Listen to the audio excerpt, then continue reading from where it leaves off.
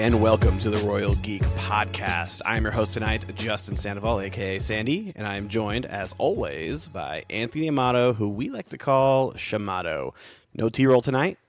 He is off on a business trip, so we had to reach into our fun little bag of guests and bring back a special guest for a Star Wars episode.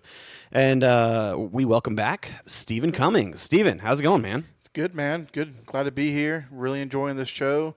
Love talking Star Wars content. Love to be here. I know, man. I know. We've been. I remember I texted you I think it was a couple weeks ago. I was like, "You started yet?" And you're like, "I hadn't gotten to it yet." But I think you were a little bit of a busy mode as far as job and work, family and stuff. So you had a chance to watch everything now. I have.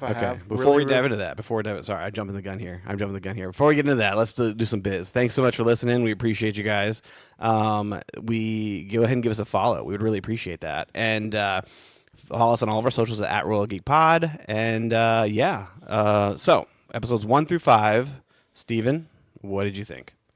I've enjoyed them. I'm really, really enjoying how it's Indiana Jones vibe, Pirates of the Caribbean, even that Goonies vibe. Really, really enjoying that. Enjoying the kids are actually getting good child actors. That's been a great call out so far. Love the different vibe. You know, how it hasn't had to have a Jedi to be an actual good show. So I'm really, really enjoying that. But yeah, overall great show so far. Yeah. Oh, good, man. I'm glad you're enjoying it. We are too. We had, I think last week was the weakest episode, wasn't it? Or the week before? That was 2 weeks ago. Yeah. Last week was kind of a bounce back episode. That's true. Good point. Yeah. 2 weeks ago it was a little bit of a downer. Yeah. But you mentioned don't need a Jedi, but we have seen a lightsaber. What were your thoughts on Wim using the lightsaber, Steven? I'm surprised he didn't cut his leg off. I know, right? His toe or something, just going straight through his toe. That would have been a hard right turn for Star Wars right there. Although it would have made for a good plot point to have him injured for the rest of this, series and whatever they decided to do. Yeah. That would have been pretty cool. But yeah, dude, I thought he was gonna get something terrible happen to him, but he didn't. He survived, so that's good.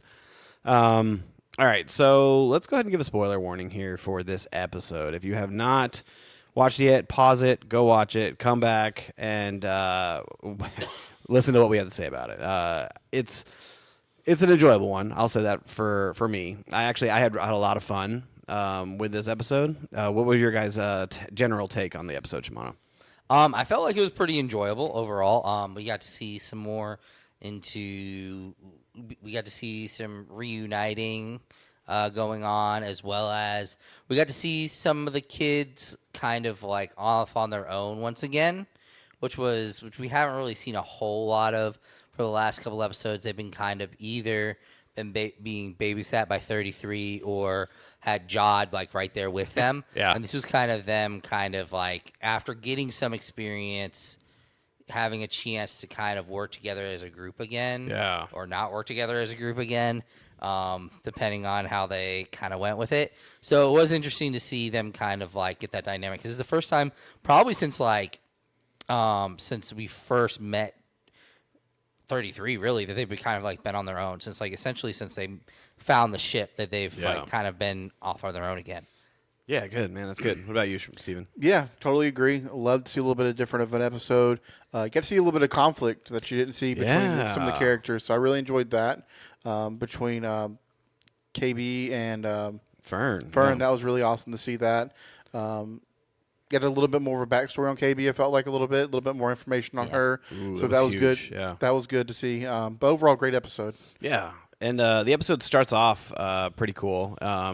We see the kids getting kind of tossed out of these tubes, and then once you kind of see them settle and laying there, it kind of goes to Jod coming out of the floor, the pit, or whatever it is, and he's covered in jewels and treasure, and the hotel's all looking at him. And dude, just the way his delivery with oh, I'm glad you're here, I want to check out immediately, refuel, and get out of here, only to be greeted by the pirates behind him. Dude, that, I don't know, there's something about that vibe.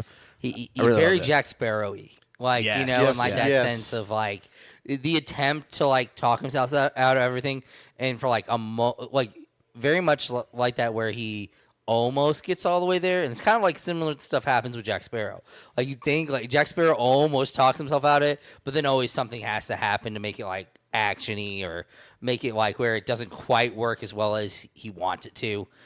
So I feel Right. like you get kind of that similar same type of vibe with him as well. Yeah, the whole like thinking you can like fumble your way out of a situation, and then only to realize that you're not quite out all the way, Yeah. that kind of thing, and it'd be a surprise to you. That's he does pull it off pretty good. So it's funny because like he gets taken back to the ship, and they are out of there. But they're kind of chased down by like X-wings, right? Like, Yes. Okay. Yeah. There's like they leave on multiple ships, and they show some X-wings like chasing them down. I think there was two. Yes, I think two that X-wings. There was two X-wings. I think there were two pirate ships. Yes. Okay. Yeah. Because yeah. they were on separate. Yeah, you're right. They were Yeah, on. because you get the obligatory. They're obviously not on that ship. Right. Blow up. You know, where Yeah. you're like, well, that's obviously not his ship because they, of course, get away. Yeah. And while the X-wings are chasing the ships down, you kind of see back on the beach with the kids, and I think it's a beach. It's like desert, some yeah. sort of like swampland. Excuse me. And they are trying to flag down the X-wings, and there were some interesting statements made here, where the kids were kind of like, "What are those ships again?" And he's like, "I think they're called X-wings," and I believe the statement was, "I think they're the good guys." Yeah, Wynn said that. Wynn Yeah. said that. Okay, yeah. And Yeah, basically he's like referring to how Jod essentially was saying that they're the bad guys Right. when they left the moon with the Right. owl. So and then basically he was like, oh, those are the bad guys, like stuff like that. And then now he's seeing that, and I did like the statement that Wim makes about he's like, why do I keep on not knowing who's the good guys and who's the bad guys? right, yeah. And Fern, I feel like Fern's reaction to that was kind of like, "Oh, they are." Like I don't know. She seemed like she may have been under the impression, based on what she learned on AT-ATN, that they may not have been, or she didn't even know them in general. Yeah. And then Wim kind of was like, "No, I think they're supposed to be the good guys," that kind of Yeah. thing. Which leads me to believe that I think our theory that AT-ATN, sorry, Stephen, this is we had a theory that AT-ATN is Empire based. And not necessarily part of the Republic, that kind of thing. Which I feel like this kind of leads to it, because if they are under the impression that X-wings, they are the good guys, like they should already know that if they're part of the Republic. But I feel like they're not. So I don't know. So I have an argument against that. Oh, I think it's an old Republic Well, it is. It's an old, factory, not based off the Empire. I think it was before the Republic fell. They were printing Republic credits. right. Yes, they say they're printing old Republic credits, which we've heard throughout the entirety of the series. But like, I feel like our whole theory is like the Empire is taking advantage of that, and like they're continuously printing it to fund their entire operation. Yeah, like I'm kind of thinking of it as like they don't know who's outside. All they know is they are doing work for them. So I think there may have been like a transition between what the old Republic was and the Empire taking over, and it was just like a change of name, Yeah. and it was the same company, like that type of Yeah. situation. But that's kind of what I kind of think of it as, is like they're just printing them. They're just the mint. They don't really care who they're printing or minting it for. Yeah. This is just their job. They don't. The outside world, the outside galaxy doesn't mean anything to Yeah. them. Essentially, it's kind of how I'm thinking. My of it. thinking is more along the lines of the Empire came, especially with all the other similar worlds being destroyed. Empire came through, destroyed all the other mints or whatever they are, similar worlds, and someone somewhere took the coordinates away for AT-ATN. To where they've just been secret, and that's why they're still around.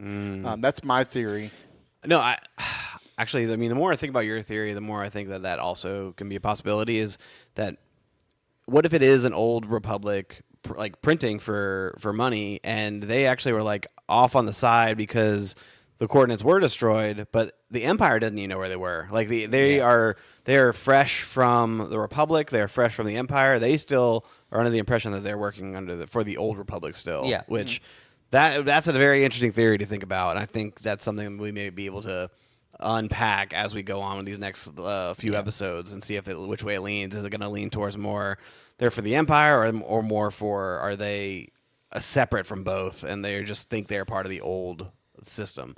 I don't know. That's interesting. What about you, Shmuel? You think is it changing your mind at all as far as like I mean, theories go? I could see like I think the biggest thing for me is I don't think anyone on that planet, except for maybe the supervisor, has any idea who they're doing what they're doing for. They just know that they have a job to do, and that is what they are supposed to do.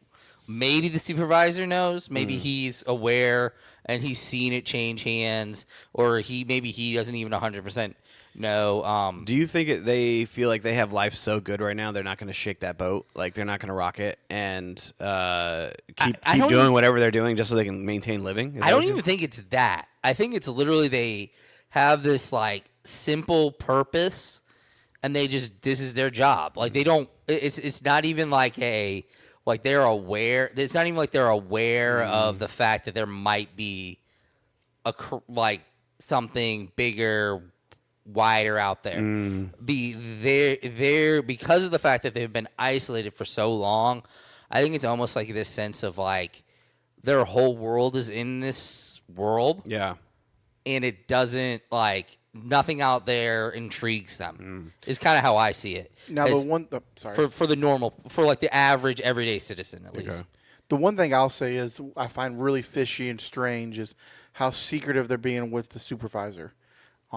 There's definitely something going on with that. Yeah. I'm just not sure on exactly what that role he's going to play. Well, it's to reveal that it's Captain Renaud. That's I mean that would be the most like straightforward answer. Yeah. To that is it's the Captain Renata. Yeah. It's something crazy. It's like it's like I don't know. It's Amelia Clark's character. From Solo or something like that. That'll She's come writing full something. circle. It's actually a drug empire. Or something like that. Yeah. Darth Maul. I mean, I could. With Darth Maul. Yeah. What would be kind of cool if they were like, what we don't know is that they after the old Republic fell, it didn't fall into the hands of the Empire. And what if it was actually like smugglers and pirates, that kind of thing? Not smugglers and pirates. I'm thinking, what if it was the original monetary backing for the rebels? You know, all right. You know, and they ended up being the the thing that helped them kind of get the resources they needed to beat the Empire. Do what they needed to do. Or it fell into the hands of the Hutts, and we kind of get a whole arc of the Hutts or something like that to close it out. That'd be interesting. Yeah.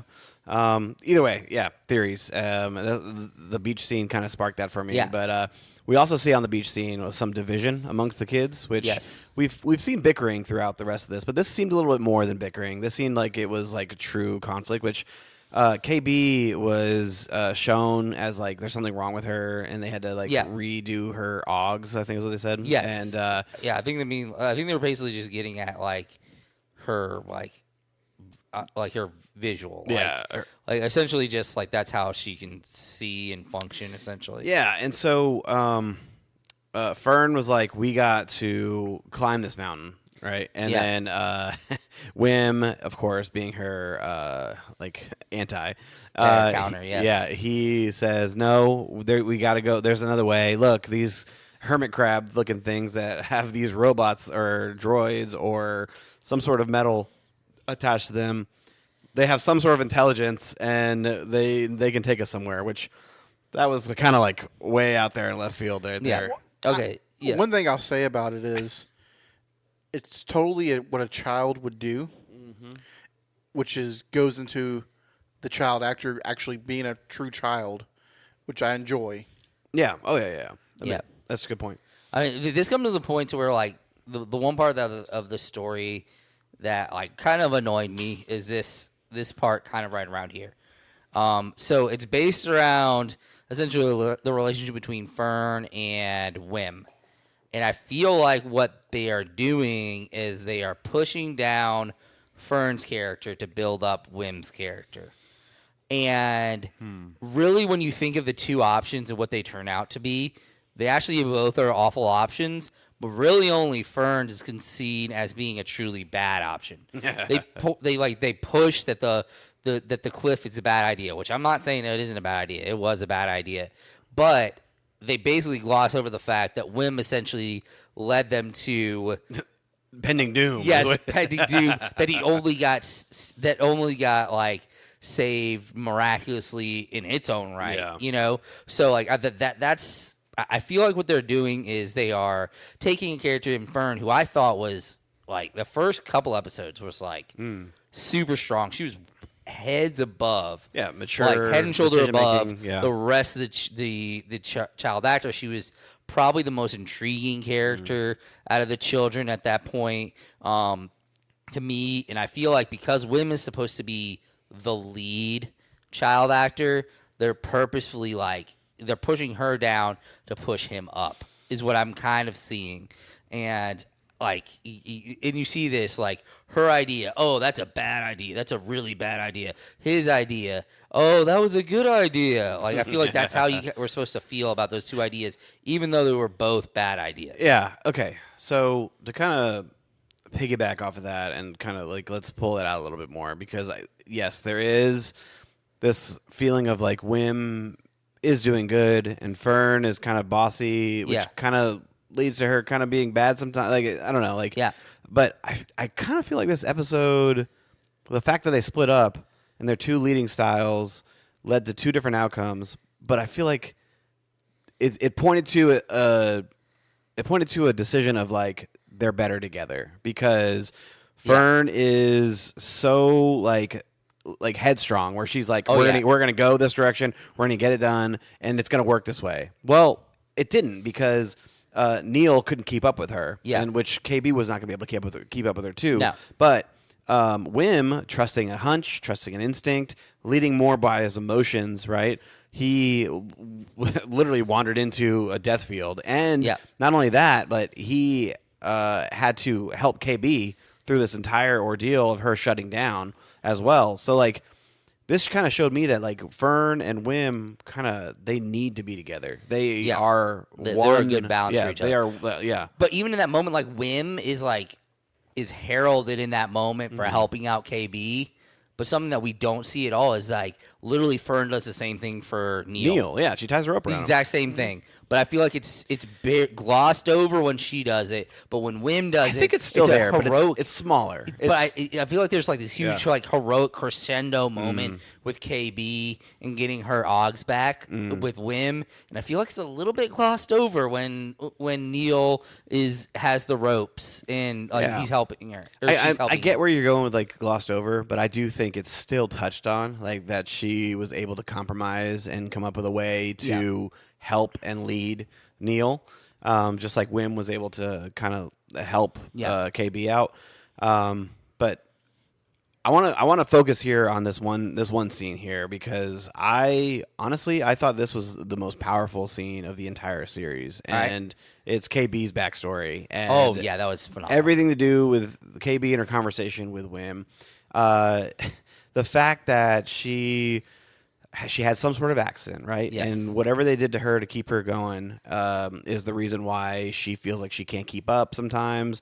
And when she was talking to Wim about, Fern just doesn't get it. Like, we went through steam, we went through all this kind of stuff, and she didn't even take into consideration, like, I can't keep up. And like, you feel that as a viewer, as somebody watching, like, the fact that, I mean, sometimes you feel like you're not good enough, that kind of thing. Yeah. Like KB's us. KB's all of us. And the way that she was able to actually like portray that as a child actor and like make me feel something, like I thought she did such an incredible job. I think she did phenomenal. And I think on top of that also, it's like up until this point, we kind of like, out of all of them, KB was like the least emotional. So like in this moment, seeing her have emotion made it even more impactful. And even the anger before she gets the scene, like the anger of Fern. Yeah, even that. And then like on top of that, she was also kind of seen as like probably the most indestructible of them, like in a way, because she was a cyborg, like this like almost cyborg like creature, whatever like what you really want to say about that. And like it was really cool getting to see that the background that it was something like that, because I think up until this point it was kind of like up in the air of like why she had this. Yeah. Because we've seen, even going back to like something like the Book of Boba Fett, where someone does something like that to their body on purpose, augments themselves on purpose. So like, was this done? So you're kind of like, did she do this to her? Were this something her parents did to her? You know, like was this something she did to herself just because she wanted to cosmetically look like be cooler? But no, like you know, like this. I mean, who knows? In the Star Wars universe, that kind of stuff, like that crazy kind of stuff would happen. But you see, it's like this.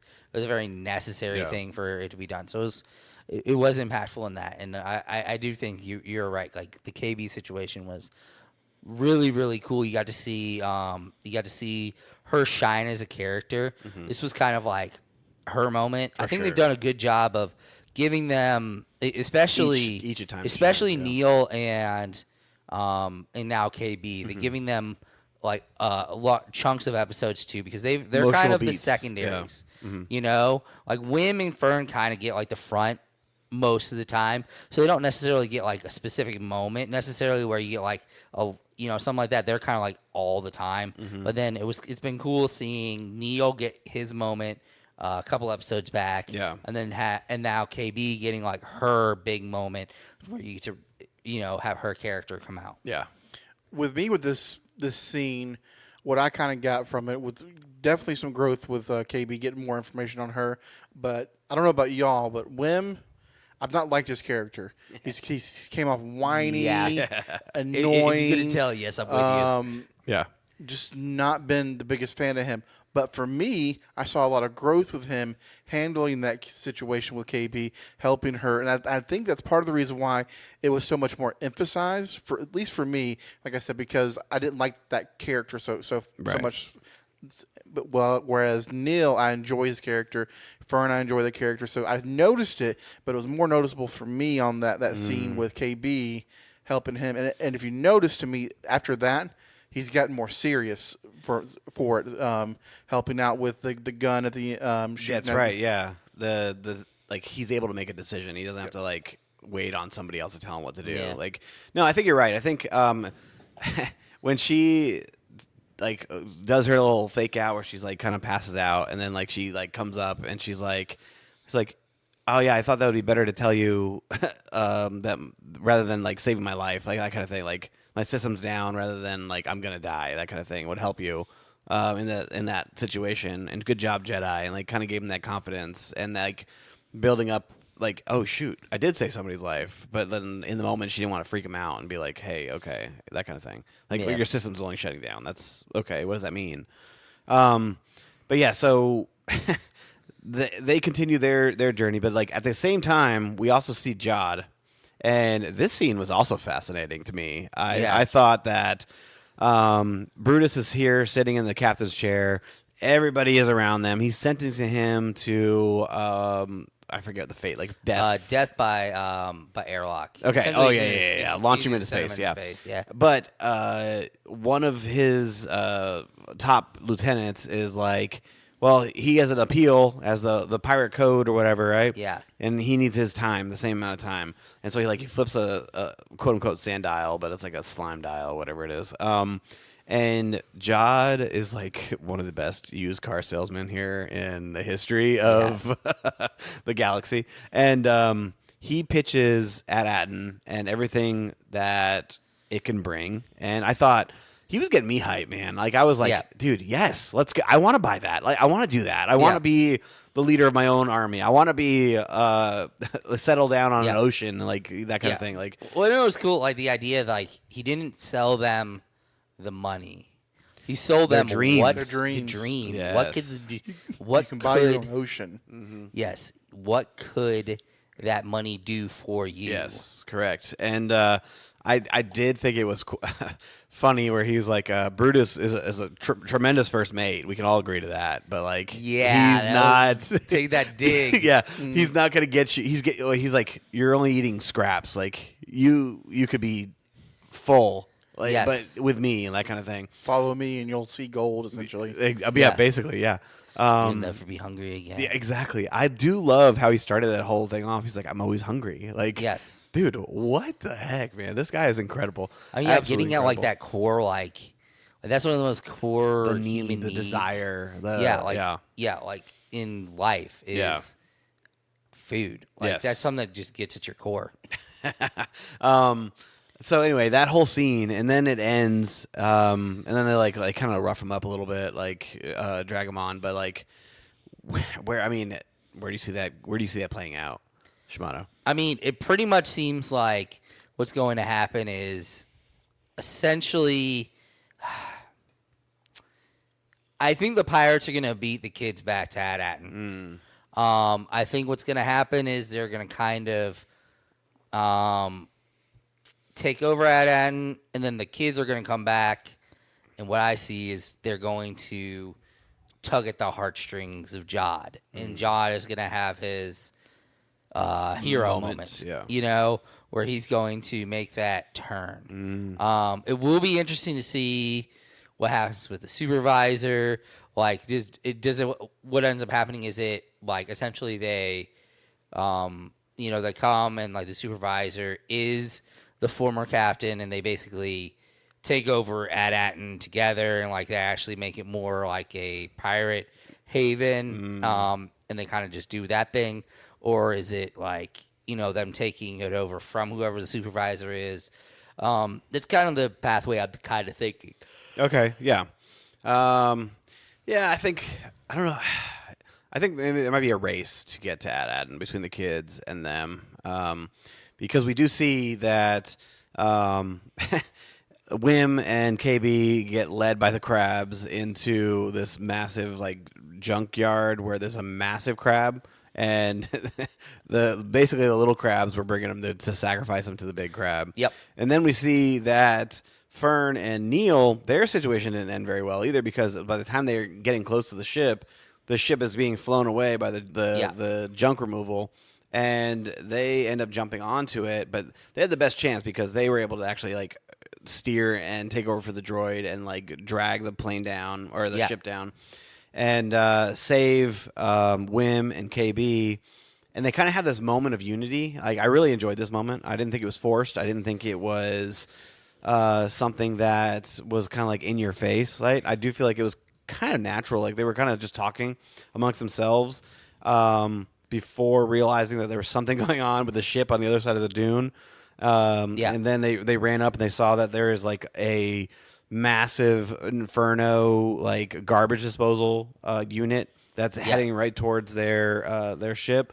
And this is kind of where you get to see their growth as a core group and a growth as decision making, because they are responsible for getting their ship back and getting back to At-Atten because KB knows the coordinates. Yep. And dude, what the scene, Steven, tell me this scene. Like, what was your thoughts during them and the heading towards their ship and getting it back? I mean, they came together, like you said, 100%. I really enjoyed how, like I said, Wynn took charge. Hey, I'm going to go see if I can shoot it off.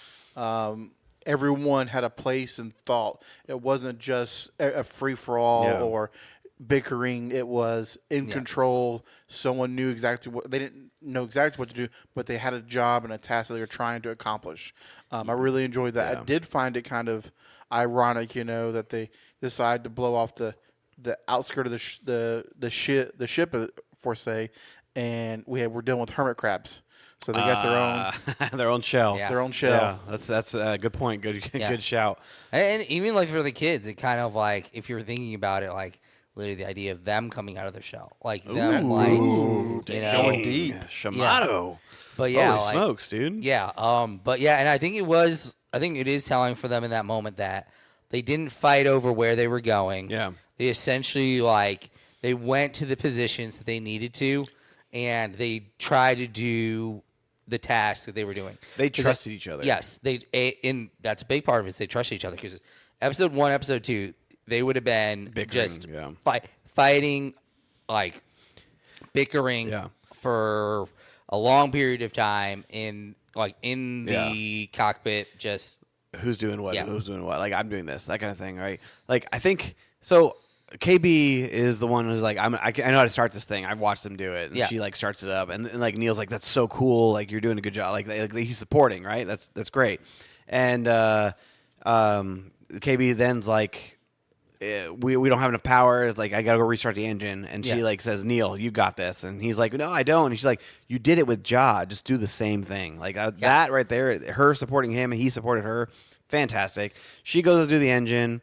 And this is when Wim chimes in, and he's like, I'm going to go get on the turret, and I'm going to try to shoot these arms away. And at this moment, I'm like, Fern, like, okay, well, like, what are you doing? Like, what is your thing? But she actually has, like, one of the hardest decisions to make. She's the captain. She's the captain, right? Like, so the turret's not working. They need more power. They're now, like, in the grasp of this thing. And 33 told him never to push the whole, Destruction button, Yes. or what they call it, or whatever.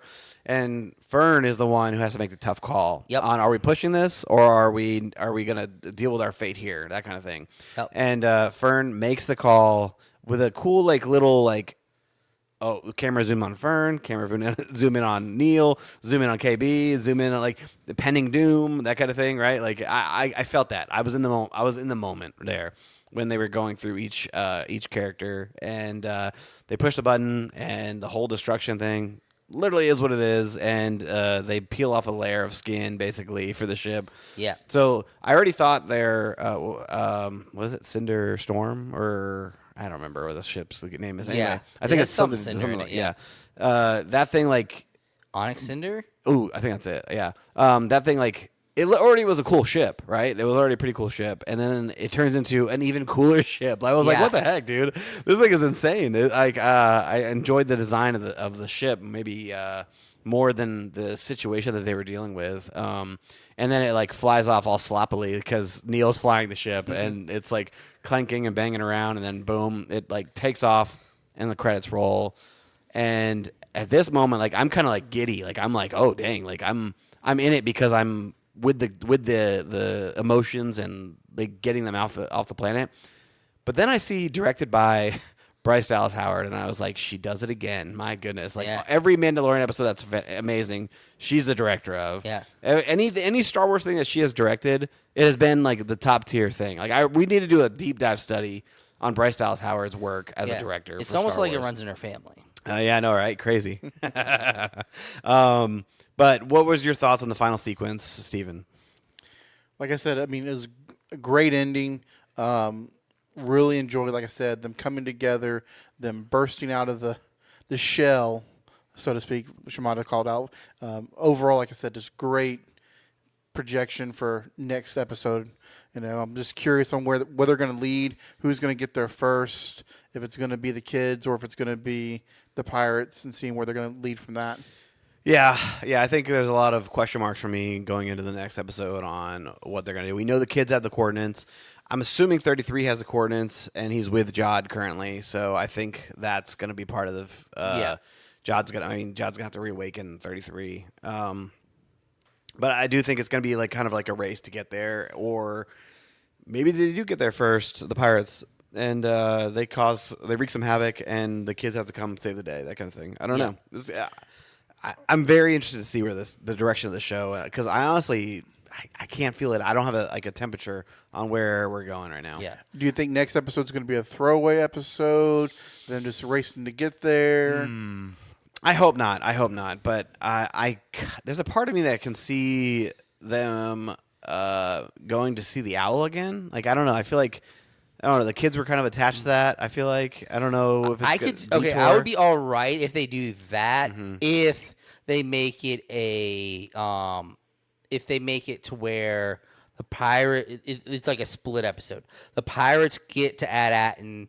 They kind of like set up their essential base, and then like they take over the place, and then maybe the end of the episode, and then toward the kids go to the owl. They kind of like regroup, and the end of the episode is maybe like maybe there's an underground that has kind of like developed a little bit on Ad-Atten, and it's like led by some of the parents. yeah. And like the last thing is like a communication, but where their ship like finally connects with the AT-AT and the parents, and so like that's how the episode ends, setting up like a great finale.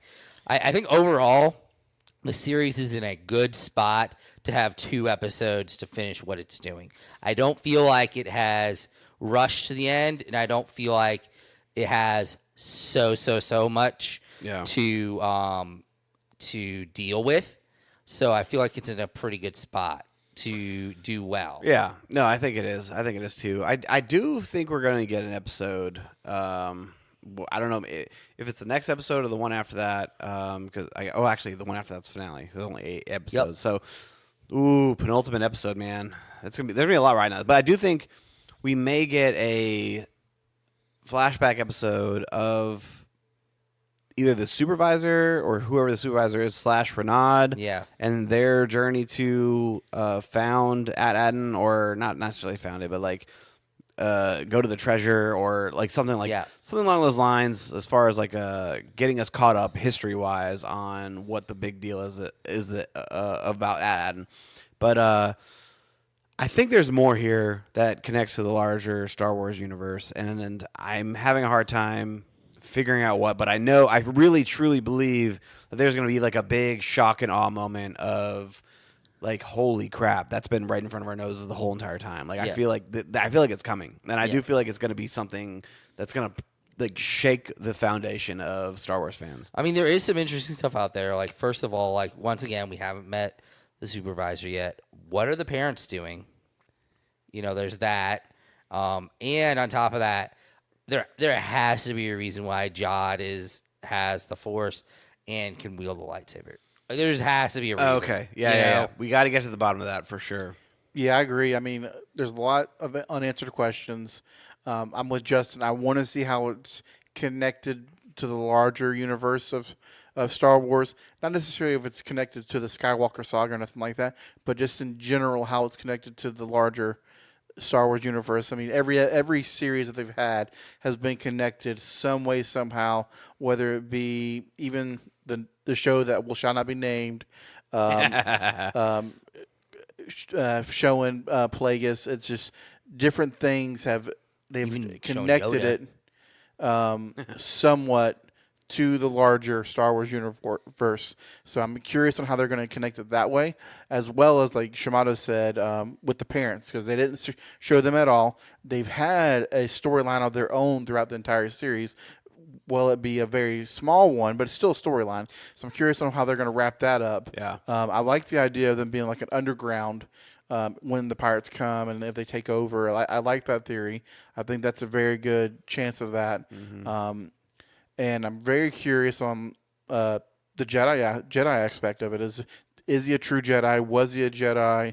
Is he just a Force user? Getting a little bit more about his storyline a little bit. And then the supervisor, finding out what his storyline was, who he is very interesting for me. Okay, so there are quite a bit of question marks. I do agree that the Jod, is he a Jedi, or did he have some sort of training, or did he start the program, or whatever with the Jedi? Because like I feel like if they reveal in this series, because some of the new Star Wars like lore and canon and stuff like that has not been too like intriguing. Like as far like the show that will not be named, that has some really questionable like force wielding, force user stuff going on there as far as like the main character goes. Yeah. But like I feel like Jod has to be like a Padawan who left or something like that, because if he's just a guy who figured it out, and how to use the Force, and to me that's like the equivalent of somebody who was like really good at pickup basketball, and like, he could have been in the NBA, but like he just like didn't apply himself, and he only played pickup basketball at like Rucker Park. Like I feel like but that's better not be the case. Yeah, but it's like, but then he's like 40 years old, and all of a sudden he's thrown into an environment where he has to play basketball to save his life. Like so right. that would be the equivalent of it in my head. What I would compare it to is if they don't do anything with him being a potential Jedi, Stick Boy from Episode 8. Oh, Stick Boy. Dang, dude. I don't. That would be the equivalent. Yes, I think you're right. This would be, this would be Stick Boy. Oh gosh, dude, I remember that. Like, why'd you bring that up, man? Because the freaking stick on the broom on the ground, Yes. and he like picks it up. He's still young though, so you can like kind of, like let that be. Like, okay, maybe he's gonna get like recruited or something like that. Whereas this dude's like 45, whatever, figures it out late in life, that kind of thing. Well, but the thing is, I don't I wouldn't even believe that because he's so confident in his use of the Force that's not the way he uses it isn't even like someone who is like completely unknowledgeable. Right. This is not like I just picked it up and I was good at it. Right. This is Been using it for a while. this is a part of me. Yeah. Like this is how I use this. Like it is like I've been trained to use this. Whether it was good for good or evil, Yeah. is another thing. But Ooh, yeah, that's right. As it could he have been an acolyte or along those lines? I said the word I shouldn't have said. Anyway, sorry. Is that the biggest question that needs to be answered? Is Jod's Force abilities, or is what is At-Atin the biggest question mark for you guys right now? I mean, I feel like they've answered what is At-Atin. I think they. Who's in charge of At-Atin? Is that a I better? think the bigger one is what is At-Atin doing? Okay, all right. And now, because we know exactly what it is, it's a mint for the Old Republic. Okay. But like, what is it? Where is their money going? Is probably a bigger question. Like, where is that connection? And then on top of that, of course, I think Jod right there with it is what is Jod like? In general, where does he fit? Where Where does he fit? What is this whole lineage like? How did he get to? I know. How did he get to off being the- a pirate? I know off the pod, either a week ago, 2 weeks ago, you had jokingly said that what if Jod is actually like Kanan who survived, that kind of thing. Yeah, I did say that. And I want to go ahead and bring it up to the podcast, like bring it to the actual podcast, because what if he actually that would be is insane. Kanan then that survived and he's like decided to live life apart from his Jedi ways. Yeah. And I mean, pirating life, there's a sense of freedom there, but like I don't Yeah. know, it wouldn't really fit the Kanan character, but I don't know. Yeah. I do like it. I mean, and then they bring him like he shows up like. Turns out this entire series was just to set up him coming back for Ahsoka season 2. Oh wow, that would be a little nutty for sure. Yeah. What is the time frame for Skeleton Crew? Okay, I'm glad you say that because Yes. I have no idea. All right. So okay. Please enlighten it's, us. I mean, it's obviously after the fall of the Empire, because I believe they specifically say New Republic, at one point. So it's gonna be. So it's after episode. It's after episode 6 for sure. Now. I just googled it Okay. as you're speaking, and it is set 5 years after the events of Return of the Jedi, so it's Okay. right alongside Mandalorian. Okay. It's even I think actually Mandalorian's ahead of it now. 'Cause Yeah. I think Mandalorian is like 6 years or Are something. you sure it's even that close? Because 6 years? Yeah, Mandalorian's 6 years. I think is it for sure. I think Okay. Mandalorian was 6 years. after Return of the Jedi? Yes, Okay. And It's like, it episode feels 7 is 30 years? 30 years. Okay. Yeah. Yes, correct. All right. Yeah, the series is set in the New Republic a few years after the fall of the Empire. It's a transitional period in the galaxy where the residents are adjusting to life without the Empire. Yeah, I guess it does make sense that that's there because Yes. Luke is still quite young at that point. Yeah. Yeah. Yes. So, Anybody else have to be before. So what does takes that? on So what does Ben. that spark in you? Like, what does that information? I have tell a you? theory. Okay. Now, I do really this is my side theory. I really think that this is an Old Republic mint that has just gotten lost, and all the other ones got destroyed. But my alternate theory is it's a mint that's contributing to the First Order. Yeah. Okay. So that. Okay. Okay. So Yeah. remember, I think I brought this up earlier. Is like, what if it's funding The Rise. the return of the Emperor, because he has to have money flow for like what to he build was what to do he ends up was having, doing, right? To do what he ends up doing. Funded him cloning Emperor Snook. Ooh, yeah. Yeah. Okay. So yes. Okay. Let's sit there for a minute. Let's sit in this moment. Okay. So we see the lab in episode 9, right? Of Snoke being kind of created, multiple failures and everything like that. That costs money, Yep. right? But we also know Bad Batch, right? We also know that the Camino scientist was kidnapped for the purpose of cloning something for the Empire, right? Snoke. It has to be Snoke, right? So with that, the Camino scientist and the funding to fund the clones, is this the creation of Snoke as a vessel for Emperor Palpatine? Like, I feel like we might be leading up this road here. It's very, very much possible. Yeah, Like I said, it very well could be. I mean, there's no connection so far to anything in the Star Wars universe yet. Yeah. And they're going to connect it some way, somehow. Yeah, and we have essentially no background for what Snoke is. Correct. So like, No. this would give us a little more of a glimpse into that, because that's one of those characters infuriating for how much content they've actually created for Star Wars. They have a tendency to create characters that are just blank slates past like the most basic foreground. Yeah. No, you're right, man. I do think we're due for a rewatch of episodes 7, 8, 9 just to get a different perspective with these shows that have come out. To see if it kind of fills in some gaps or if we view them in different lights. I don't know. I think it's due though. It would be a good rewatch episode on the podcast of like, where are we now? That kind of thing. Yeah. All right.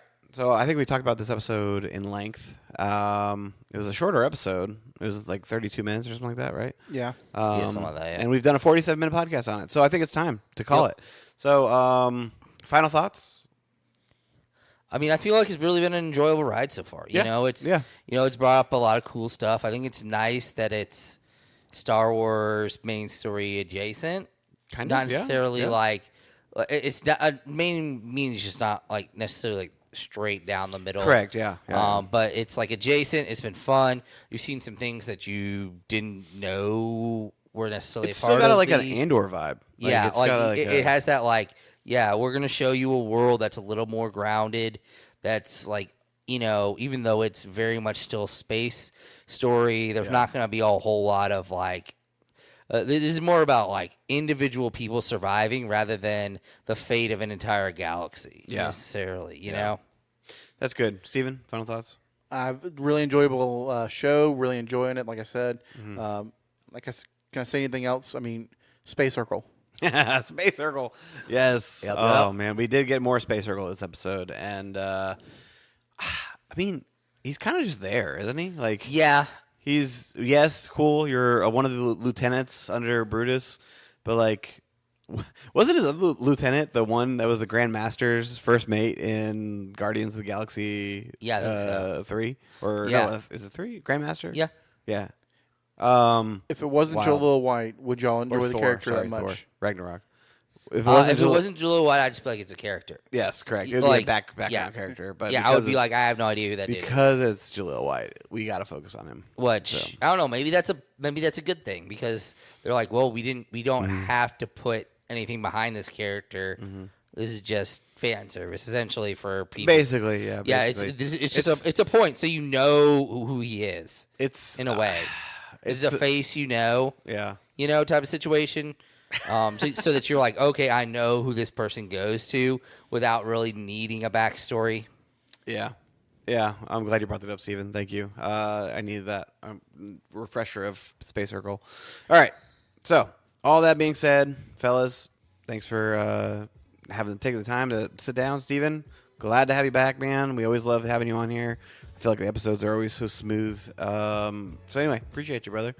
So for Shamato, Steven, and myself, Sandy, I would go ahead and say come back next time, and we have some more Star Wars content for you. So we will see you next time, you peasants.